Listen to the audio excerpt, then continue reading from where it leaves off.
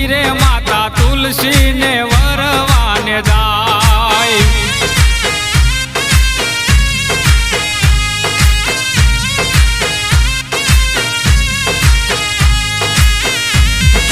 હે બેસતા વર્ષના લગ્ન લેખ રે લખાણા વરધી આવે 11 ને તિથિ 11 મારો ઠાકર પરણવાને જાય।